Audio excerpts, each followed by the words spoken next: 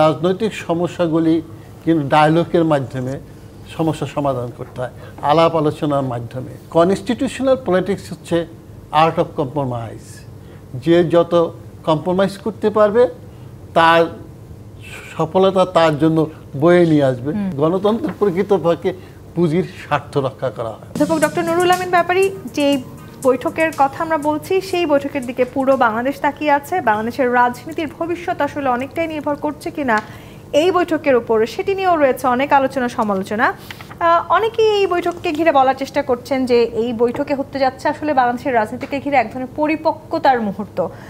বিশেষ করে ছাড় দেবার যে বিষয়টি নিয়ে সবাই আলোচনা করছেন, সেখানে যদি আমি পরিপক্কতার মুহূর্ত ধরেই নেই এই বৈঠকটিকে, সেক্ষেত্রে একটু জানতে চাই অন্তর্বর্তী সরকার কিংবা বিএনপি কারা আসলে এই বৈঠকে রাজনৈতিক পরিপক্কতা বেশি দেখাবেন বলে মনে করেন? আপনাকে অনেক ধন্যবাদ।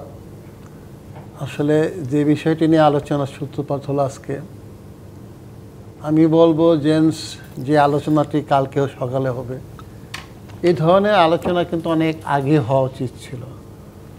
তার কারণ হচ্ছে আমরা ২৪-এর যে গণ অভ্যুত্থান যেটাকে বলি, বিপ্লব আকারে অনেকে বক্তব্য উত্থাপন করেন, তবে আমি সাধারণত ব্যক্তিগতভাবে এটাকে অভ্যুত্থান হিসেবে বেশি আখ্যায়িত করি। তো বিপ্লবটি একটু অন্য আঙ্গিকে হয়।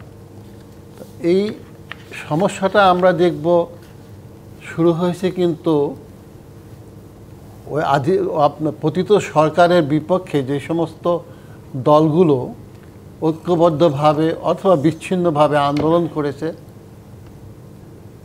ফ্যাসিস্ট সরকারকে সরানোর জন্য, কিন্তু আন্দোলন সফল হওয়ার পরে আমরা দেখি তাদের মধ্যে ঐক্য ছিল না। বিশেষ করে অনৈক্য সৃষ্টি হয়, এমনকি যারা ১৫টি বছর বেশি অত্যাচারিত হয়েছে, গুম খুম যাদের পার্টিতে বেশি হয়েছে, তাদের সাথেই আমরা দেখব গণ্ডগোলটা লেগেছে ছাত্রদের সাথে, বিশেষ করে বর্তমানে যারা এনসিপি করতেছে তাদের সাথে। আরেকটি বিষয় যেখানে দেখব জামাতের সাথে বিএনপির যে সখ্যতাটা ছিল, সেই সখ্যতা সেটাও ফাটল ধরেছে এবং ইসলামিক পার্টিগুলো ভিন্ন পথে চলেছে।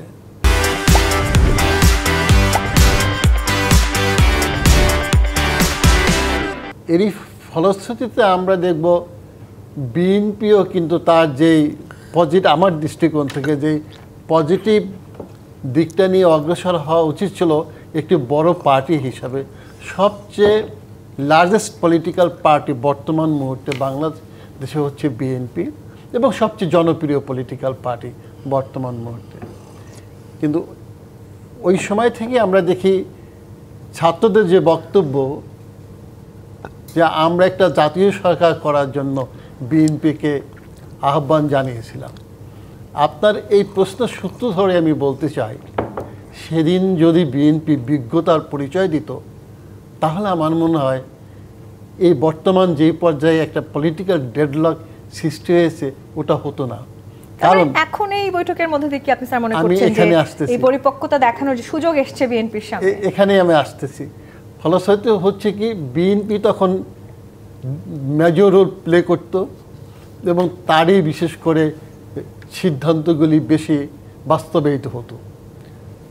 এখন যে প্রশ্নটি আপনি করলেন, আমি কিন্তু খুব আশাবাদী। আমি আশাবাদী এই জন্য যে রাজনৈতিক সমস্যাগুলি কিন্তু ডায়ালগের মাধ্যমে সমস্যা সমাধান করতে হয়, আলাপ আলোচনার মাধ্যমে। আর কনস্টিটিউশনাল পলিটিক্স হচ্ছে আর্ট অফ কম্প্রোমাইজ।